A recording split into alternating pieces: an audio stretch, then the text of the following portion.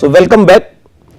In our last session, we started discussions about network design decisions, and we discussed the role of facilities in our supply chain decisions. And facilities we have already discussed are one of the important drivers of supply chain cost.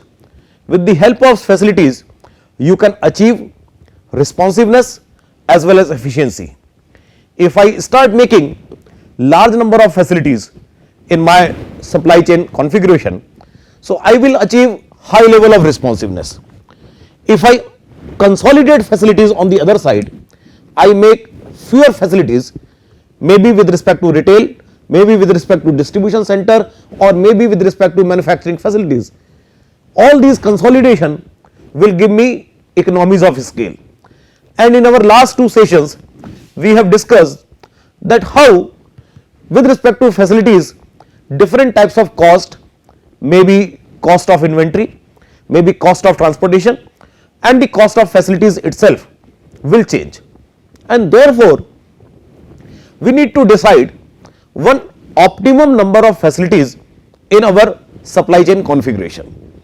This optimum number of facilities will give us the minimum possible cost of facilities in a supply chain configuration. But sometime we want higher responsiveness, that optimum level of services, optimum level of facilities will give you a particular level of response in the supply chain. But there are certain cases where we require even higher responsiveness, and when we want that high level of responsiveness, we need to go beyond that optimum number of services, optimum number of facilities. And therefore, depending upon, yesterday we discussed that your supply chain strategy is the first important area from where we will start discussions about the configuration of your supply chain. And supply chain strategy, where we have already discussed in the earlier sessions that it has one broad spectrum. On the one side of that spectrum, you have highly efficient supply chains, and on the other side of that spectrum, you have highly responsive supply chains. So, on that spectrum, you have various intermediate locations, and these intermediate locations will have variety of combinations of responsiveness and efficiency. So, the number of facilities will decide what type of combination you want to achieve of efficiency and responsiveness. Normally, for a general type of decision, for without going much into the strategic aspect, we want somewhat responsive, somewhat efficient type of supply chain. We want to keep ourselves at the center of that supply chain strategy spectrum. From the responsive side to the efficiency side, we want to keep ourselves at the center. Now, if we want to keep ourselves at the center where we get a particular level of responsiveness with minimum number of facilities, so if I see in that light, the conventional networks which are available to us, the conventional supply chain networks are like this, where you have various raw material suppliers. These are the vendors distribution centers, and these raw material suppliers are suppliers of different types of components which we require in making our product. Some of the vendor distributions are supplying simply the raw material, some of them are supplying the semi finished or half finished type of products, and some of them are supplying the various components. So, different vendor distribution centers will supply me different types of products which are required in making my bigger product. You take an example of a car and any automobile product. In that case, I get products like hot rolled steel, then cold rolled steel for making the body of my car or bike. Then I get tires from some of the tire manufacturer.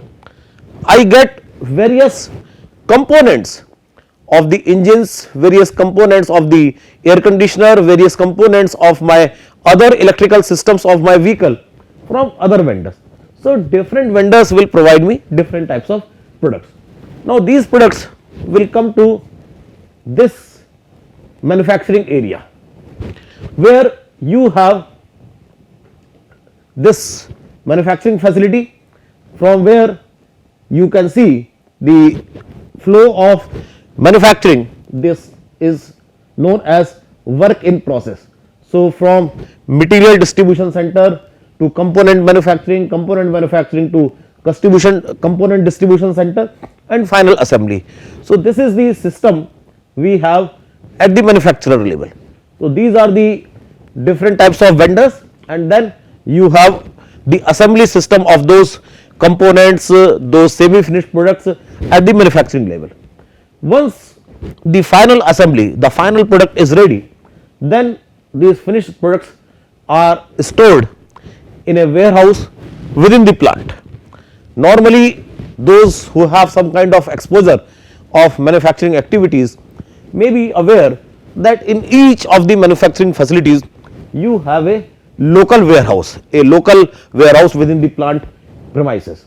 So this final assembled products, the finished products, go to this plant warehouse. Now from plant warehouse you send it to your finished goods distribution center. Now company owns in a conventional system, if my plant is located in, let's say, Gurgaon area, so I will have some finished goods distribution center. One may be near Mumbai to cater the demand of Gujarat, Maharashtra, Madhya Pradesh, those areas, and maybe one near Chennai or Bangalore to take care of the demand of southern area of the country. And from my own warehouse, because I am located in Gurgaon, so I will take care from that the entire northern region of the country. So this is the conventional system, that my finished goods will go to my distribution center, the company owned distribution center. Now from my finished goods distribution center, these products will go to the different customer distribution centers. Now I will give normally my company, my agency, to some customer site, and from these points my customer finished goods will go to the distribution centers of the customer end. So these are the customer distribution centers. So depending upon, like if my finished goods distribution center is in Chennai, so I may have customer distribution centers in Bangalore, in Hyderabad, in Trivandrum, and those places to take care of entire southern region. If one of my finished goods center is in Mumbai, so the customer distribution center can be in Ahmedabad, another can be in Nagpur, another can be in Pune, so that I can take care of the western part of the country. And this is how you come to the customer distribution center. And then finally you come to the retail outlets, the customer stores, the retail outlet, from where finally the customer will purchase, the individual customer will purchase their product. So some bigger customer stores can directly procure materials from the company's finished goods distribution center, and the smaller customers will purchase from the customer distribution center. So both these type of networks are possible from this point to this point.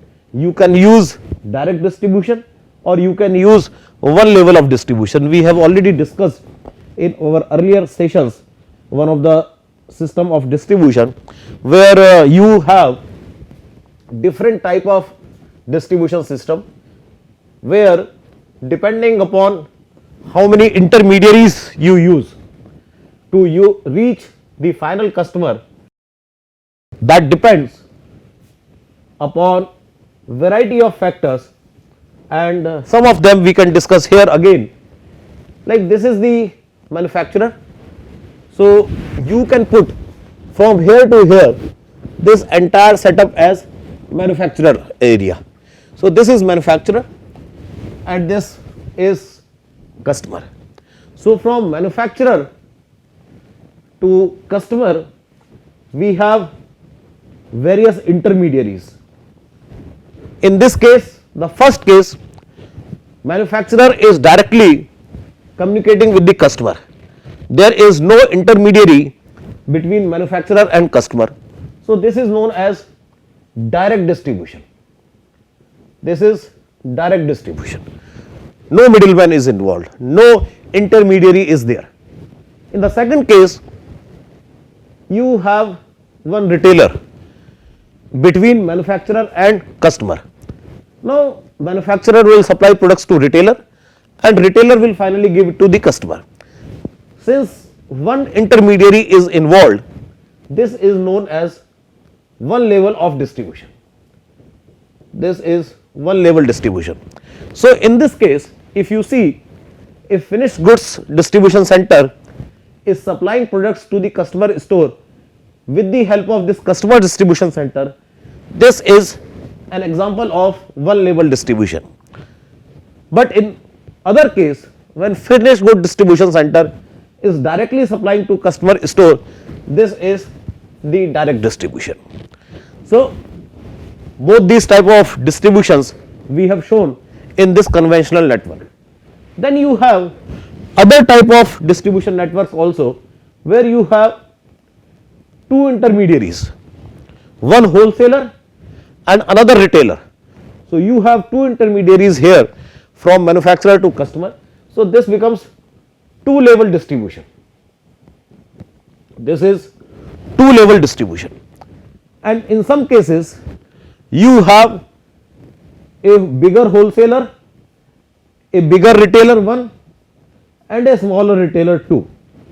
That is also possible. This is 3 level distribution, because you have 3 intermediaries involved here from manufacturer to customer.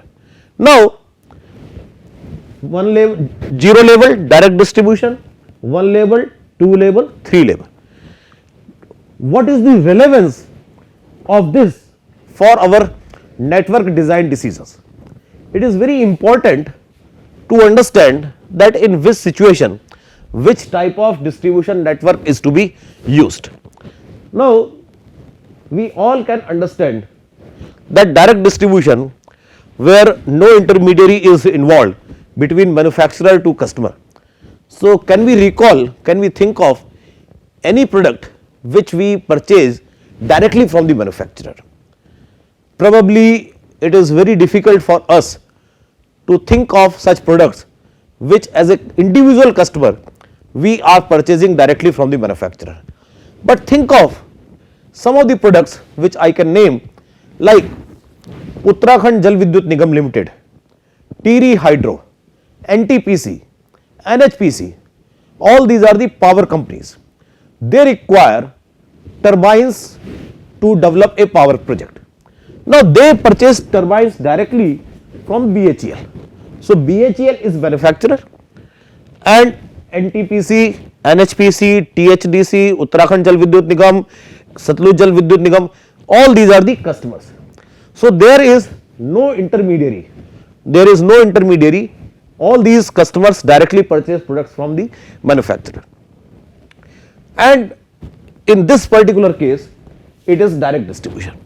Now, the very simple reason that there is no retailer involved in these types of project, because the cost of the product is so high that it is almost impossible to have any intermediary here, because these intermediaries, these retailers, wholesalers, retailer 2, all these intermediaries, they will also take some of the part of the profit. They are only working because they are interested to take some kind of profit share. Now, when the unit value of product is very high, when unit value of product is very high, in that case the cost of the product will further increase because of the involvement of the intermediary here, and that extra burden of cost will come to the pocket of the end customer.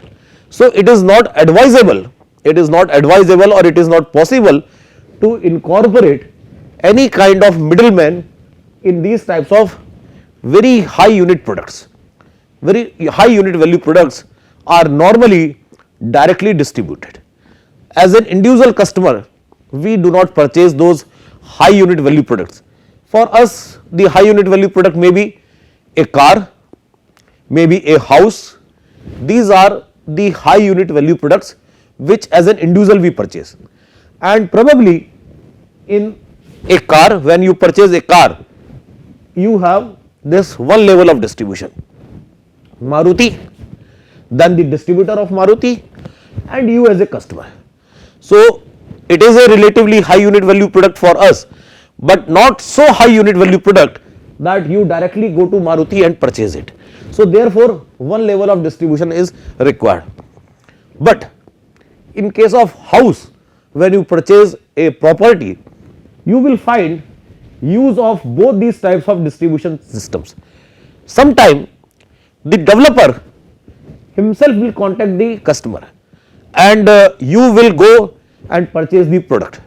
But sometime you will see that developer will also have some kind of agents, and nowadays lot of agents are available through e-portals, and that is one level of distribution, that developer is directly distributing the same product and developer is using a retailer also for distributing the product, because house is a sufficiently high unit value product. In high unit value products, we can use direct distribution as well as one level of distribution. And now you come to these type of distribution systems. When you have a wholesaler and retailer, and in some cases you have more than two distribution intermediaries. Now these type of distribution systems are normally seen when the unit value of product is very less. And you have the examples of fast moving consumer goods, FMCGs, where you find this type of distribution network is very prevalent.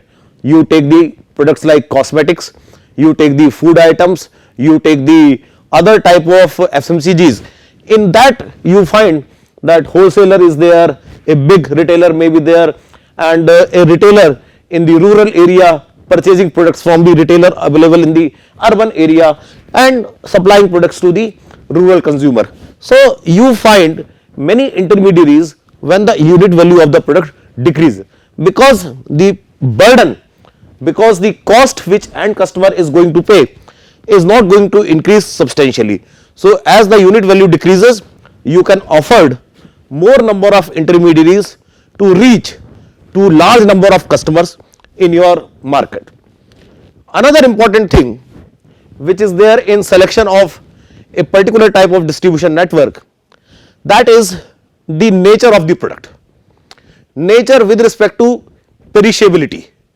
Now the perishability aspect, we all know that how long a product can survive, how long you can derive the used values from the product. Now each product, there are few products where issue of perishability does not come, but there are large number of products where issue of perishability is also a very important phenomena in designing distribution network for them. And as a supply chain manager, we should be aware that what are those perishability issues which are important in designing the distribution network.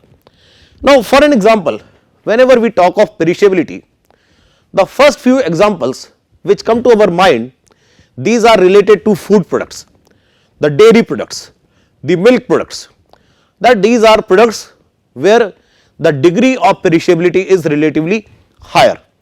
And if you talk of chairs, you talk of tables, you talk of computers, you talk of camera, here the degree of perishability is relatively very low. Now when the degree of perishability is relatively low, you can without any difficulty have a long distribution network, because the value of the product is not going to decrease. But when you have a product like curd, you have a product like ice cream, you have products like vegetables, in that case as the time will pass, the value of the product will decrease. So you want a smaller distribution network in case of these products where the degree of perishability is high, and therefore you can see that in case of food products, milk products, sweets, all these products where degree of perishability is relatively very high. You can store some products maybe for 2 days, for 3 days, for 4 days. Some products you need to consume within 24 hours. So, in all those types of products where perishability is a very important issue, you need to have either direct distribution or one level of distribution. You can see in your area wherever you live, the milkman is the manufacturer responsible for getting milk from cows or buffaloes, and he is directly distributing products to the customer, maybe within few hours of taking milks from those cows and buffaloes. So, because degree of perishability is very high, if you do not treat that milk within few hours, then milk will lose its value, and therefore it has to be distributed directly in most of the cases. Though we have examples of Amul, Parag, Mother Dairy, etc., where we have long distribution networks, but that long distribution network, please remember, is only possible as you have increased the shelf life of the product. And now you have, when you are increasing the shelf life of the product, you are decreasing the degree of perishability, and therefore the product can survive for long durations, and you can therefore choose a longer distribution network. Now, coming back to perishability issue, these are the normal examples: vegetables, fruits, milk products, sweets, etc., where degree of perishability is relatively very high. But there are products where you can think of the degree of perishability is even higher, and if you put slight stress on you, you can realize that degree of perishability is extremely high in case of services. Services are those products which are intangible. Services, normally we discuss these things in a class of marketing management, but because we are discussing this issue of distribution network, so services are those products where degree of perishability is extremely high, and these are intangibles. You cannot store them, you need to consume services as soon as you are producing them, and therefore in case of services you can only have the direct distribution. You cannot have any other level of distribution. This is only suitable for services type of products. You are delivering a lecture to the class, when you have not this type of arrangement where you are getting my lectures on online mode, but if I teach a class where students are having one-to-one contact, in that case if you are slightly out of the class, your mind is out of the class, that portion of the lecture is gone away. A doctor can only write a prescription when a patient is there. Without a patient, a doctor cannot write a prescription. You can get a haircut only when a customer is there.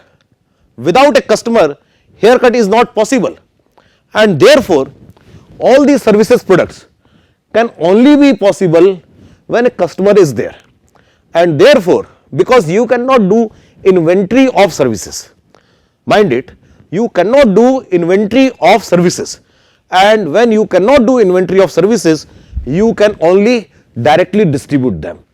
Customer has to come to manufacturer to avail these services, not manufacturer, in that case the service provider. In case of, because the discussion of supply chain management is equally applicable to the services organization. Services organization like a bank, like a hotel, like restaurants, like a gym, all these are, like a hospital, all these are the examples of services organization.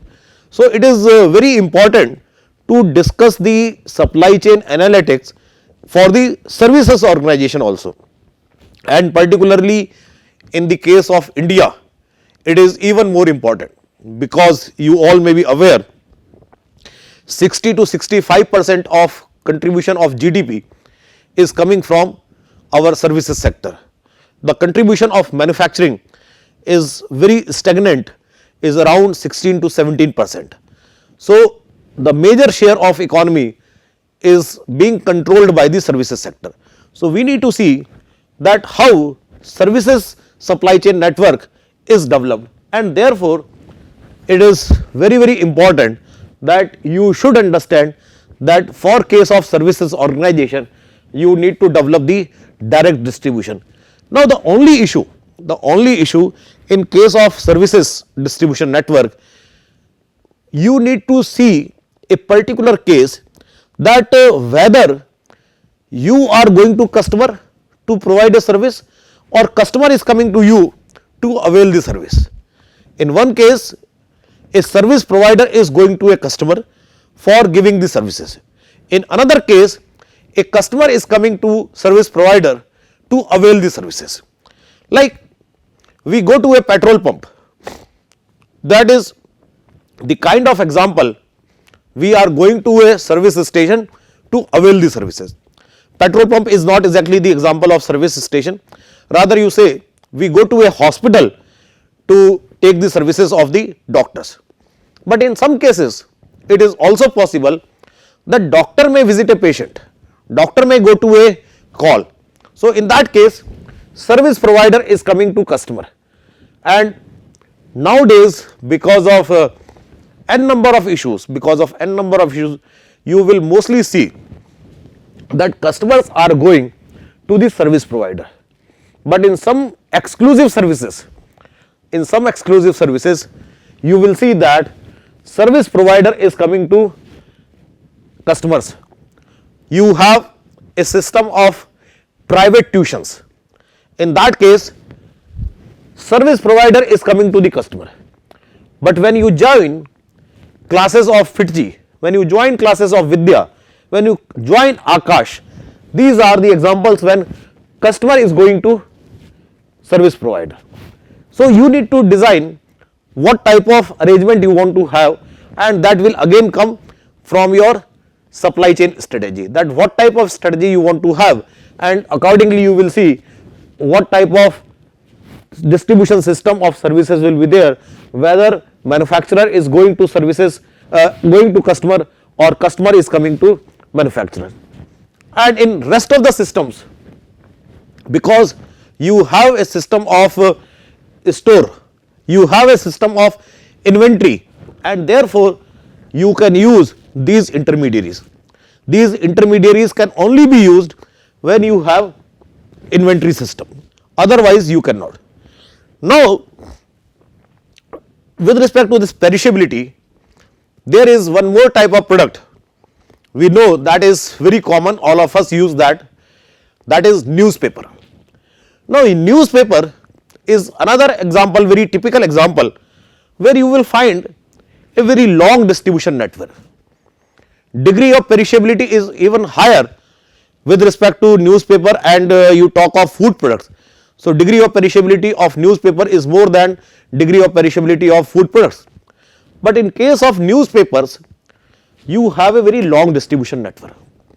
But the distribution network is designed in such a manner that ownership transfers from one stage to other, from this stage to this, in a very fast manner, and therefore within few hours the newspaper is printed here at about 12 midnight, and at the morning 6 o'clock or 7 o'clock newspaper is in the hands of the customer. And you have various intermediaries, you have the press, then you have the logistics service provider, the vehicles, then you have the local agency, news agency, where the newspapers come from the manufacturer, the press, and then you have the local hawkers taking papers from that agency and distributing it to the customer's house. So, this is a long distribution network, but because you are able to deliver it on a very fast basis, you can deliver it in a quick time. So, these are the two important issues. One is perishability and another is the unit value of the product, on the basis of which we take decision whether to use one label, two label, three label, or direct distribution. But nowadays we do not use a single type of distribution network, rather we use more than one type of distribution network simultaneously. As we have discussed in this particular case, that we are using one level and the direct distribution, and so on. You will see that nowadays even all these 4 type of distribution networks are used simultaneously, and that is known as dual distribution. So most of the companies are going for this type of dual distribution, where you are directly distributing to the customer through e-portals, and then you have your exclusive showrooms, and then you can go for this wholesaler retailer type of system also. So because we want to reach to large number of customers, we want to achieve very high level of responsiveness, so we want to use all types of distribution networks parallelly. So we stop here in this class, and in our next class we will discuss some of the models to optimize the location of these intermediaries in our distribution network. Thank you very much.